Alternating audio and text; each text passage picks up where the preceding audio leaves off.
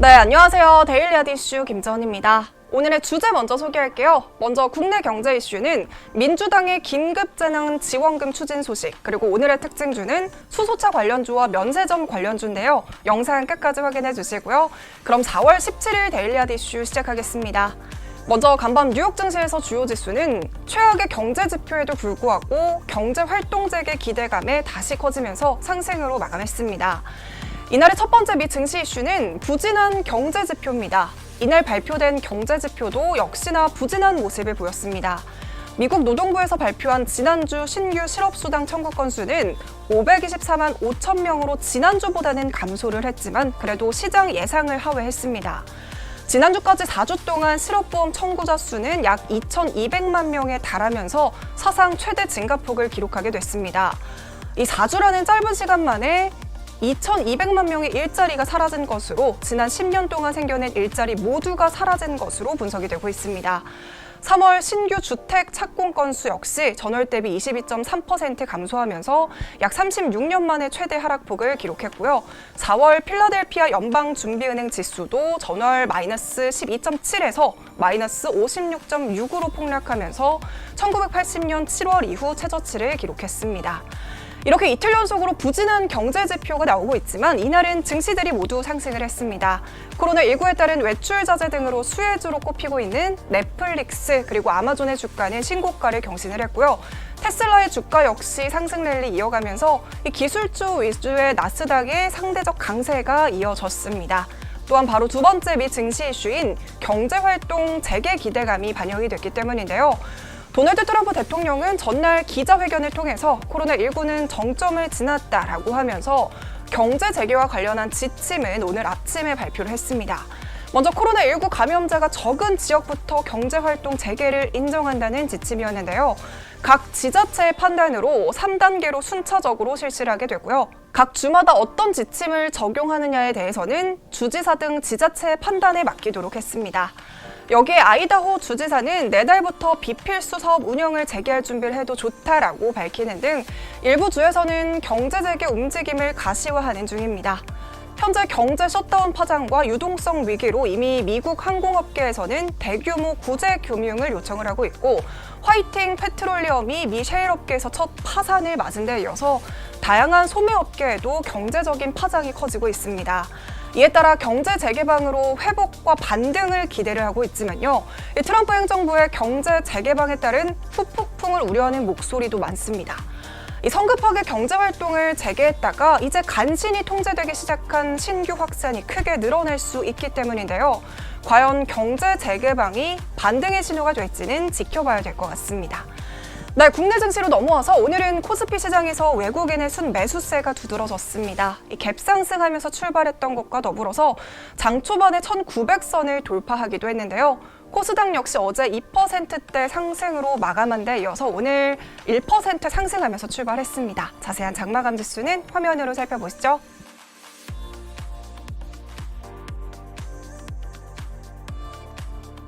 네, 그럼 오늘의 국내 경제 이슈 알아볼게요. 네, 오늘의 국내 경제 이슈는 민주당의 전국민 긴급재난지원금 지급 추진입니다.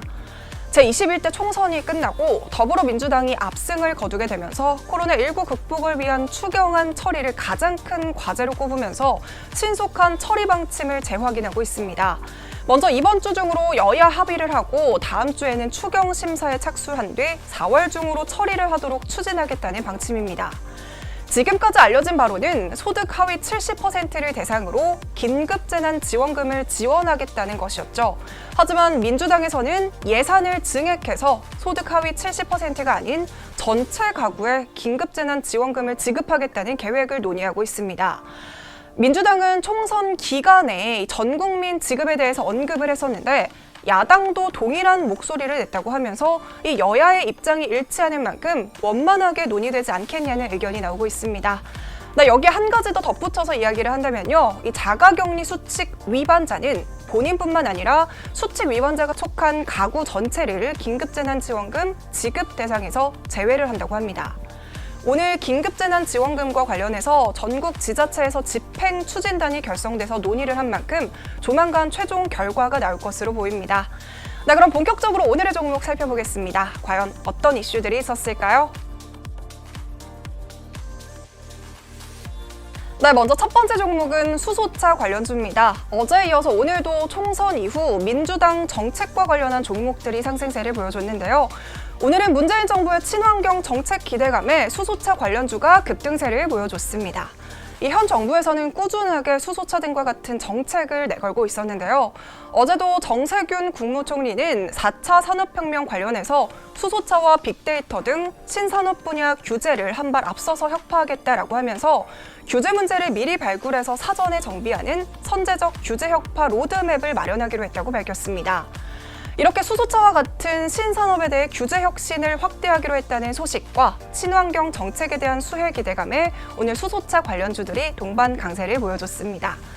호재는 이뿐만이 아닙니다. 중국에서도 대규모 수소차 육성 계획이 발표가 됐습니다. 이 광둥성 포산시가 발표한 자료에 따르면 포산시는 향후 15년간 3단계에 걸쳐서 수소산업을 육성할 계획이라고 했는데요. 이에 대한 방안으로는 수소산업 총생산을 비롯해서 수소 연료전지차 생산, 수소 인프라 건설, 수소 제조 능력 등을 제시하고 있습니다. 규모도 어마어마합니다. 이 포산시에서는 2035년까지 한화로 약 26조 원 규모의 투자를 진행할 계획이라고 밝혔는데요. 이런 소식과 맞물려서 오늘 수소차 관련주인 풍국주정과 에코바이오 이 두 종목은 상한가를 달성했고요. 이 밖에도 일치테크라던가 S에너지, 유니크 모두 큰 폭의 상승세를 보여줬습니다. 특히 오늘 상한가 도달했던 종목인 에코바이오는 상암동 수소스테이션의 독점 운영을 맡고 있는데요. 상암동 수소스테이션은 세계 최초 쓰레기 매립가스를 청정 연료인 수소로 전환시키는 방식이기 때문에 도시가스나 LPG 원료를 활용하는 타 수소 스테이션과는 다릅니다.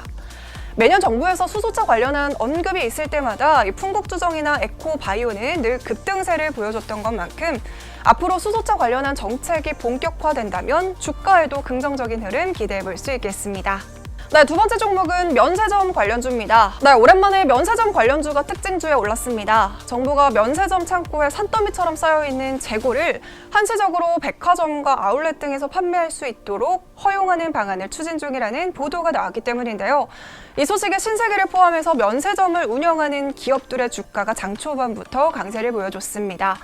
코로나19로 매출이 급감하고 이 재고에 대한 부담감이 커지면서 면세점 업계에서는 창고에 쌓여있는 면세점 재고를 한시적으로 내국인에게 판매하게 해달라고 정부에 요청한 것으로 알려졌습니다. 바로 보세물품 판매 규정 완화에 대한 내용인데요. 크게 두 가지입니다.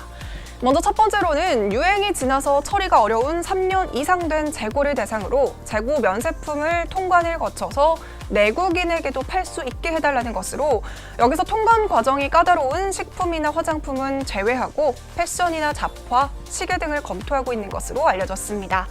자, 그리고 두 번째로는 미국인 보따리상 등 해외 관광객이 면세품을 구입해서 국제 우편 등을 통해서 해외로 반출할 수 있도록 허용해 줄 것을 요청했다고 합니다. 현재 코로나19로 외국인 관광객의 발길은 뚝 끊겼고요. 무기한 휴점에 들어가면서 면세점 매출이 거의 제로 수준에 달했다고 합니다. 한국면세점협의회에 따르면 국내 면세점의 2월 매출은 1조 1,025억 원으로 전달 대비 45.5% 감소했고요. 3월에는 이보다 절반가량 줄어든 것으로 분석을 하고 있습니다. 이런 상황에서 국내 한 대형 면세점 물류 책임자는 요즘 빈 창고를 알아보는 것이 주된 업무라고 합니다. 기존 물류센터가 포화된 상태여서 더 이상 상품을 놓아둘 곳이 없기 때문입니다. 사실 지난 2017년 중국의 사드 보복 후폭풍 당시에도 면세점이 타격을 입었을 때 이런 요청을 정부에서는 받아들이지 않았습니다. 하지만 코로나19로 인한 타격이 커지고 있기 때문에 관세청 관계자는 면세업계의 요구를 신중하게 검토하고 있다라고 하면서 면세품 재고를 국내에 유통하는 것은 전례가 없던 일이기 때문에 관련 절차를 면밀하게 알아보고 있다는 나름의 긍정적인 스탠스를 취하고 있습니다. 네, 이 소식이 오늘 신세계는 최고 11%, 호텔신라 역시 9%가량 상승을 했고요. 현대백화점도 8%가량 상승해주면서 면세점 관련주들 오늘 모두 동반 강세를 보여줬습니다. 네, 이렇게 오늘은 수소차 관련주와 면세점주 소식으로 데일리 핫 이슈 마무리하겠습니다. 네, 오늘도 시청해주셔서 감사합니다.